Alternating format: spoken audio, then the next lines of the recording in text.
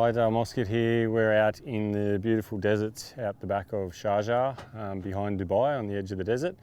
We've had a few questions. We've been posting some social media on the beautiful PH Sport Zephyr that we have here. Glenn and I will be running in Abu Dhabi Desert Challenge this week. So we thought we'd answer a couple of your questions and explain some of the things that's specific about this car. So this car runs to the World Championships T3 category. So in that class, essentially T4 is more of a standard side-by-side vehicle. T3 has allowed some extra modifications. You might notice that it looks a little bit wider than a normal Can-Am, for example. That's true, it is. It runs a wider track. So this is essentially a purpose-built by PH Sport, designed and built their own chassis.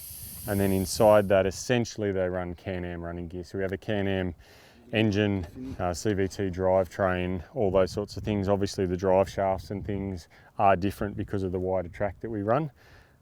It's all carbon bodywork on top of this.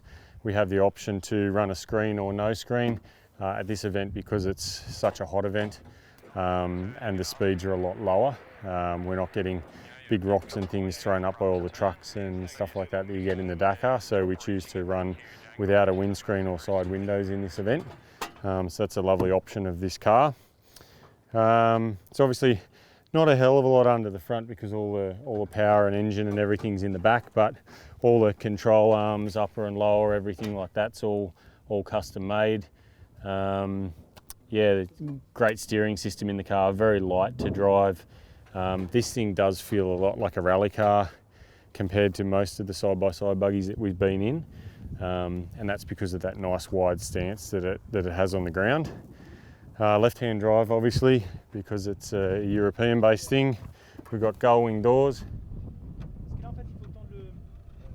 Easier to get in and out, obviously. We have to run a window net system in these events. Obviously removable steering wheel because they're quite small inside. It's a lovely car. We've got a whole lot of instrumentation. If you turn the switch on in here, you would see that it's essentially a rally car.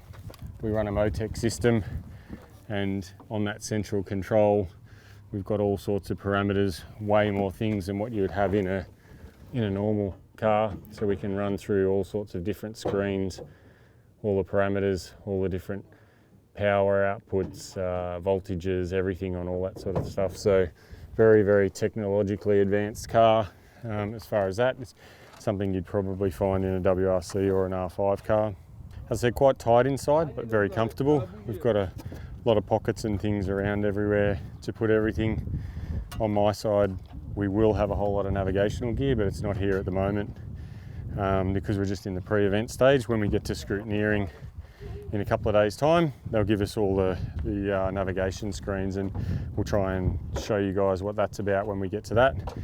In the rear, we've got obviously custom-made radiators and intercoolers, everything up high. You would have seen from the front there's some air scoops that come down from the front, so all that beautiful cold air coming in is what cools this down. We have no issues with overheating, and the average speeds are quite low on this event. The temperatures can be in the mid-40s, but everything's still quite good with this car.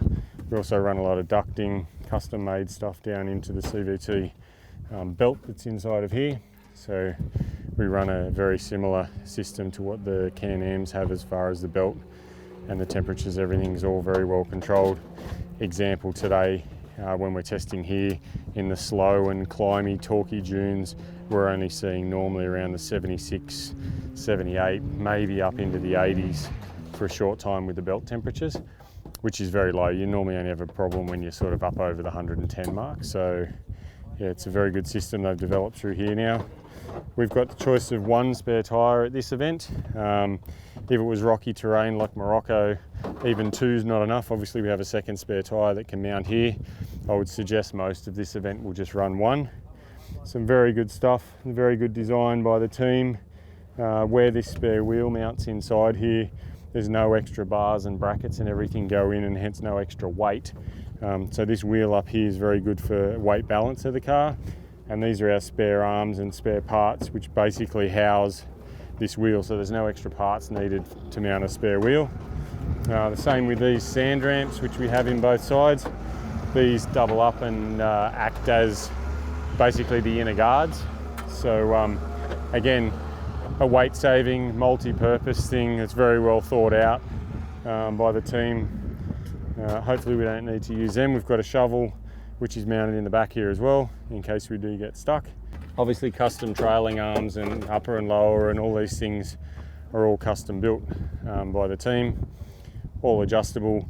These are designed to bend, they don't break, and we did bend some in Morocco and we didn't have any issue with it. So yeah, that's a general rundown of the car. Nice camera here as well.